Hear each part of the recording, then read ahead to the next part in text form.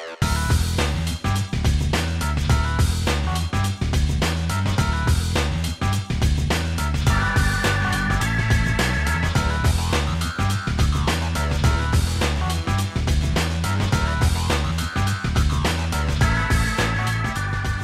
to be here with all of you, because I clearly know all of you needs our service. My name is Ricky Rapper Thompson, and today I'm going to share with you my story as part of our Safe Border is solving a big transport problem in Kampala, Uganda. I told you already a lot about me, a lengthy experience in so many other things. But to cut the story short, I was a border rider. And I joined the border after getting some money from my security job, which I last did it at a Kamosi hostel as a private guard. And actually, some of the tech team I meet these days, some guys at Thin Void, they were at the campus while I was a guard. And some of the team who work with us, our PR was actually a student while I was a security guard. Being in the industry, I witnessed more than enough of accidents, so many of them happening, and the worst of all in 2013 being a loss of my very good friend. Because also when I entered, I felt maybe it was normal. But when my friend died, when he perished in a border accident, that's when I really started to think, what is happening? Is it normal that you just join border and you can actually die any day? So I bought a second helmet for myself.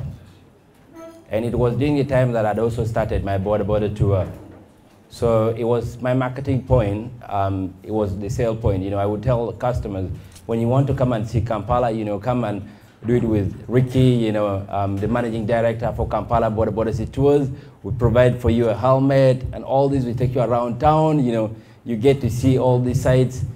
And yeah, people would ask, do you provide helmet? And it would be a yes.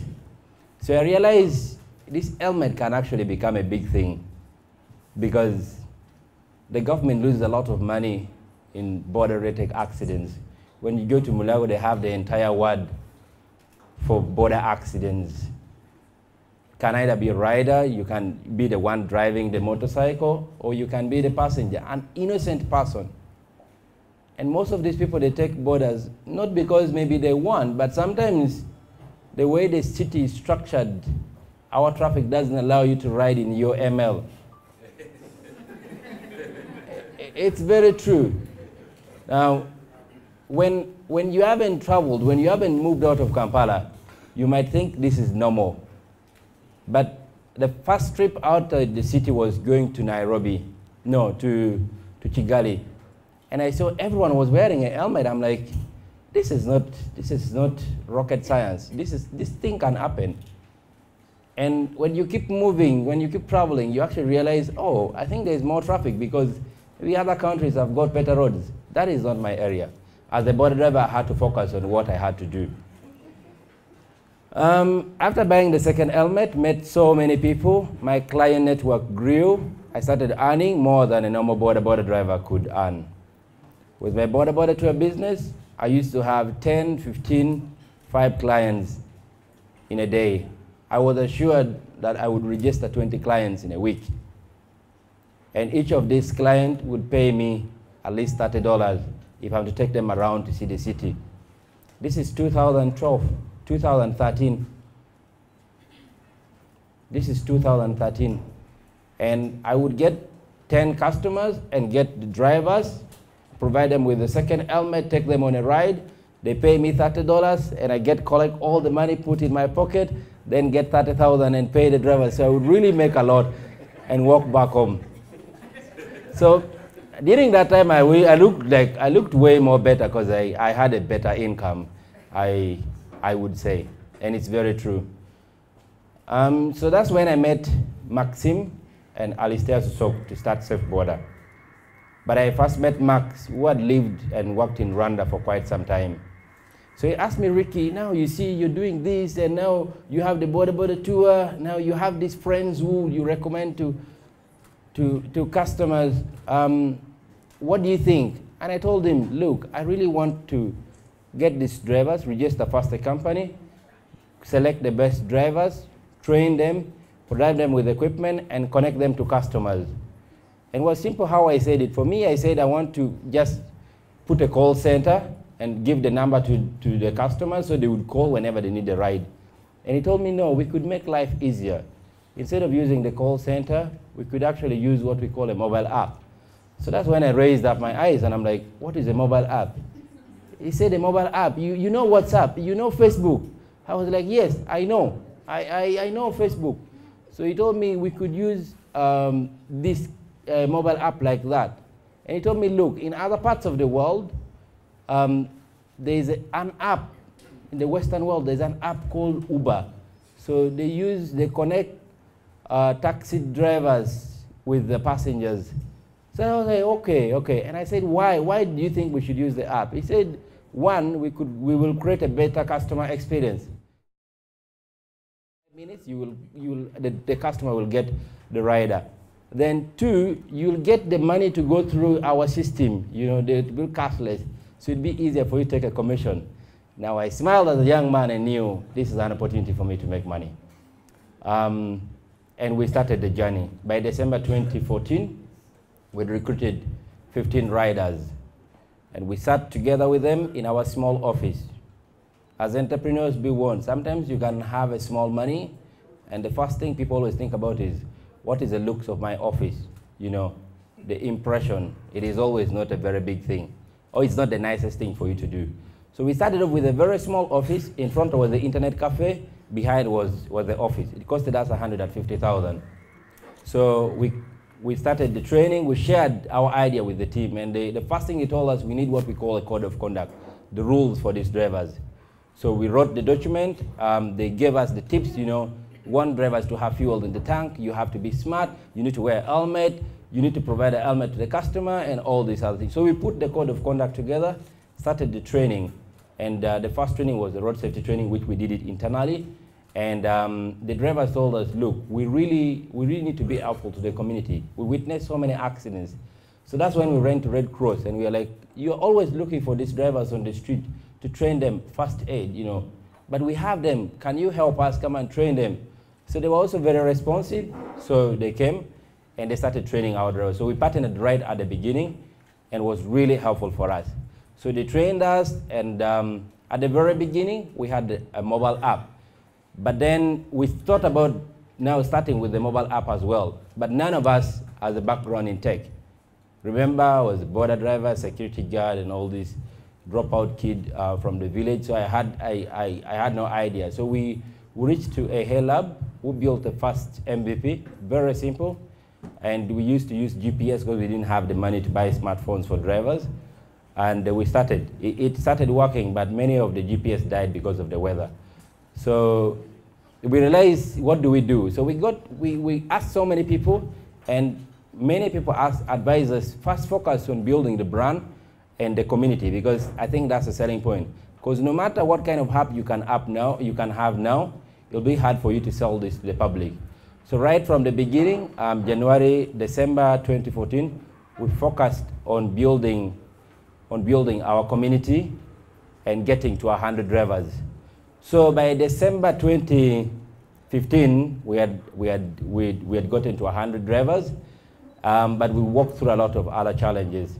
But one thing we did was, because it was hard for us to really get the drivers to understand us, we recruited so many drivers who believed in us, and they helped us in the journey. So within that, you'd ask, how did you get all this? Because the cost of acquisition per driver was close to $100.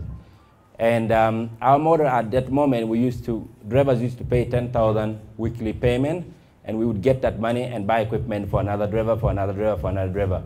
But reached a time that we couldn't grow anymore, because some of the drivers had already been paying for like 6 months, and they couldn't continue paying us. They're like, but what is this? Just keep paying. You guys, this is not going to work for us. Though they like the brand, they like what we were doing, but we had to change the model. So we decided, let's do a membership fee, And we got the advice, and we were lucky that at that moment when we were really struggling to figure out our business model, Shell Foundation came on board. So that is like towards the end of 2015, that's when we got all the supports we needed. We got some good money. Now be warned, when you get money and you are hungry of money, most times when people get money, they do the wrong things. But we got the money and actually invested the money. So we started the journey to 1,000 drivers, because that was the demand, and we had to get it right. So because many of the drivers were resistant to taking the training and wearing the equipment, with the help of the the ex-border drivers, our head of training right now, I think he has around 17, 18 years of experience in border. He's been in the border for 18 years. And then our head of recruitment, who led us at that very moment, I think he's seated right there. Moscow first wave to us. So Bosco is a border driver with 12 years of experience. So we recruited these experienced border drivers who helped us in mentoring the rest of the other community. And we were able to scale to 1,000 drivers. And it was a target for 2016, and we got it right. Right now, as we talk, we have over 1,000 drivers. We have one of the best apps that meets the standard. It has the map, and it can tell you how much you're supposed to pay for the border industry. No one has done this. Now, before I conclude, there's this thing that you are an entrepreneur and you have your idea that you really feel it is right. Feel free to share it with people, because you have the password. The code is with you. You have the password to your idea. Because many of the people don't really fear so much to share your idea, because I shared my idea with so many people, and so many of the friends I shared my ideas with actually tried doing it, but they failed at the beginning. They failed within a very short time. But also, as an entrepreneur, it's good to fail early. It's bad to fail late. So, as you know, you have a smart idea, share it with as many people as you can. Not until when you meet the right person, or until when you meet the right people, and get it started. You know, you can have your idea in the pocket, but if you don't get it started, it will take you nowhere. As of now, we know that there is demand for safe border, and everyone I'm seeing here is my client, is my customer. Potential customer. And is a potential customer is going to get stuck in traffic, and he will need the service of the border, because the infrastructure dictates. So everyone here needs the service of safe border. So we know there's a demand for the service, and short term, I look at conquering Kampala, and in the long term, I want to spread my wings to East Africa, and then fly beyond East Africa. And for today, please feel free, if you haven't downloaded our app, download it. There's a free code that will help you try out our service. You'll get a free credit. The team is there. I already showed you Bosco. Martin is also there. They will all help you. With 1,000 drivers, we have over 45 employees who work with us, and they're full-time. And please do something for yourself. No matter how much you cry to the government, no matter how much you cry to your father, to your parents, you need to work for yourself. Do something. Someone like me today, I lost all my parents. I lost my mom, I lost my dad. And I lost my mom in 2006 when I was sitting my senior 4. I lost my dad in 2009. So I have no father, I have no mother, but everyone here is my brother and my sister, and everyone here is my father and my mother. So thank you very much for listening to me. I hope to share more information with you